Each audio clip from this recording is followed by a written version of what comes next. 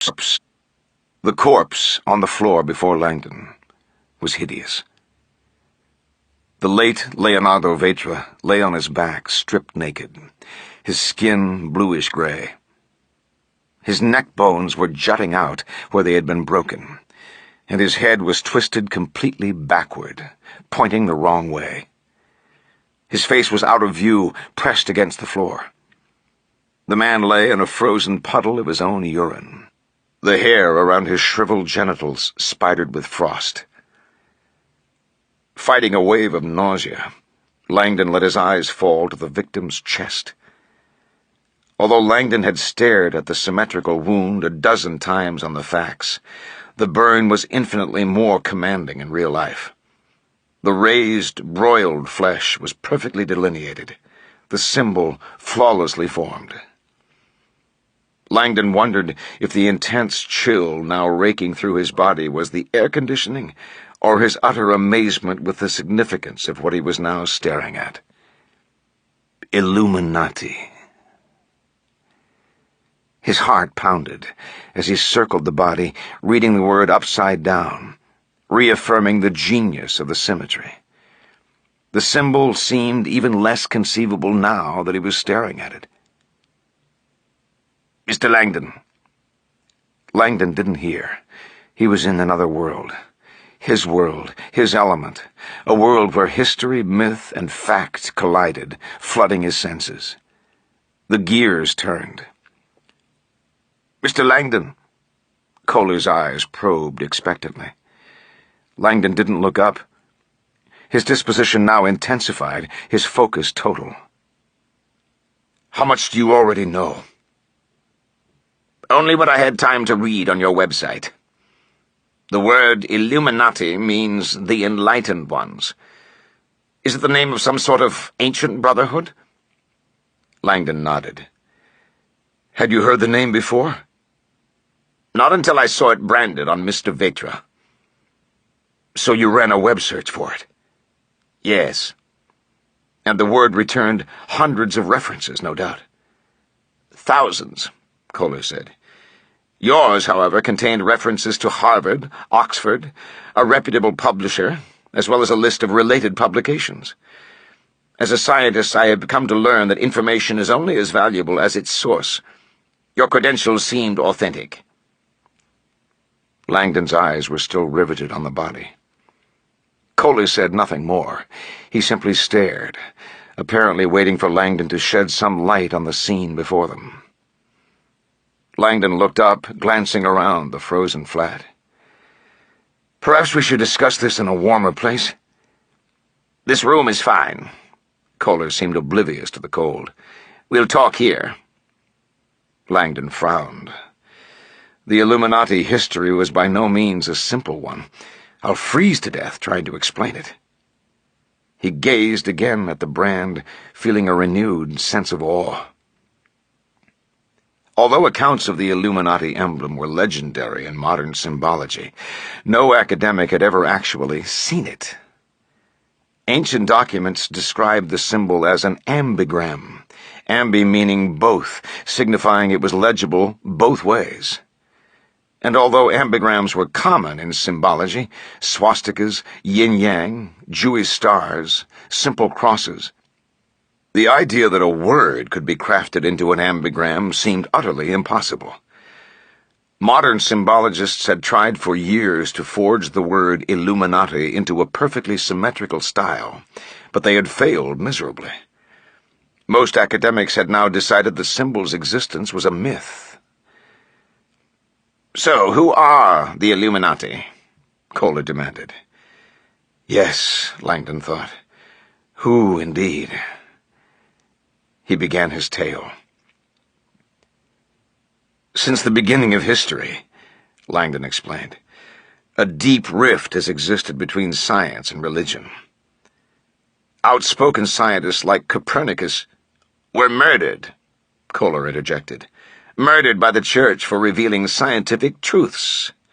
Religion has always persecuted science." "Yes, but in the 1500s a group of men in Rome fought back against the Church. Some of Italy's most enlightened men, physicists, mathematicians, astronomers, began meeting secretly to share their concerns about the Church's inaccurate teachings. They feared that the Church's monopoly on truth threatened academic enlightenment around the world. They founded the world's first scientific think tank, calling themselves the Enlightened Ones. The Illuminati? Yes, Langdon said. Europe's most learned minds dedicated to the quest for scientific truth. Kohler fell silent. Of course, the Illuminati were hunted ruthlessly by the Catholic Church. Only through rites of extreme secrecy did the scientists remain safe. Word spread through the academic underground, and the Illuminati Brotherhood grew to include academics from all over Europe. The scientists met regularly in Rome at an ultra-secret lair they called the Church of Illumination. Kohler coughed and shifted in his chair. Many of the Illuminati, Langdon continued, wanted to combat the Church's tyranny with acts of violence, but their most revered member persuaded them against it. He was a pacifist as well as one of history's most famous scientists. Langdon was certain Kohler would recognize the name.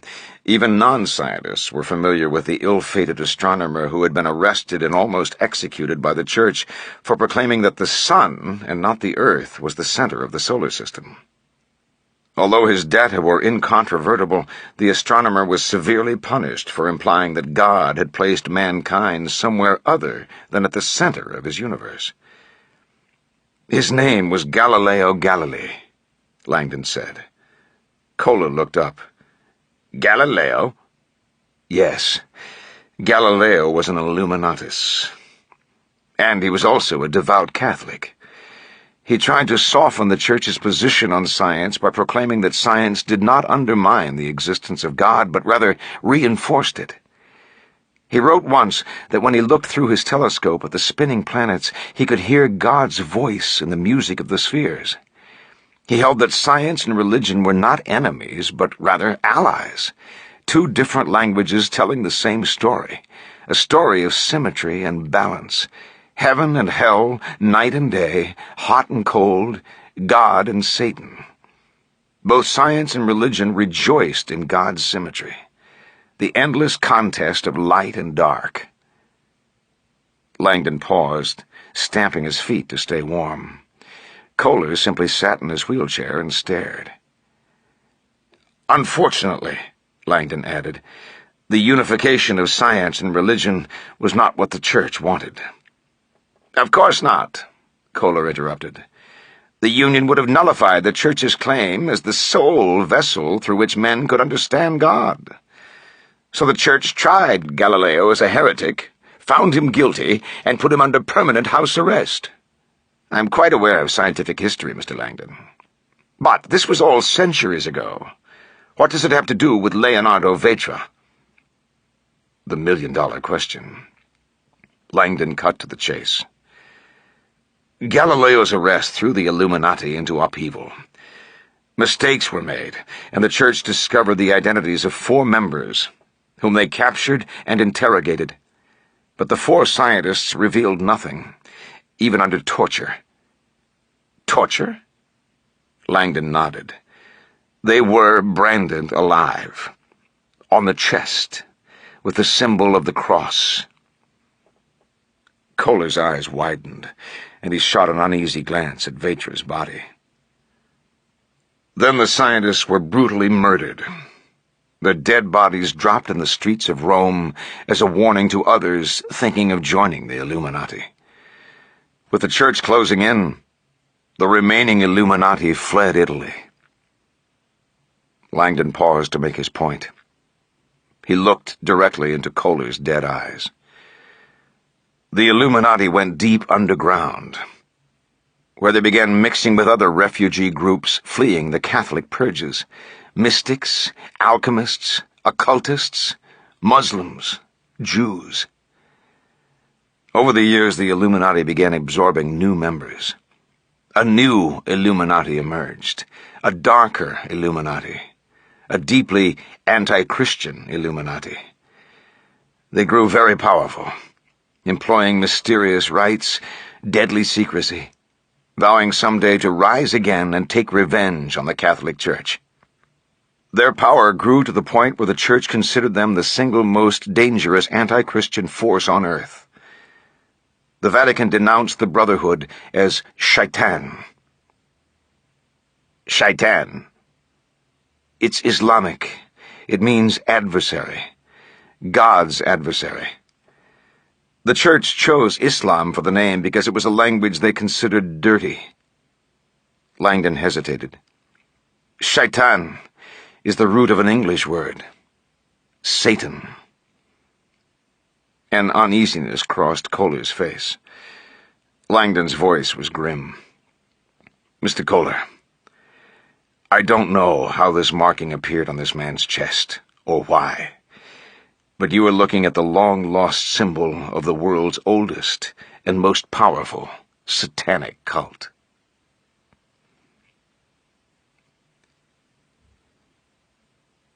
Chapter 10.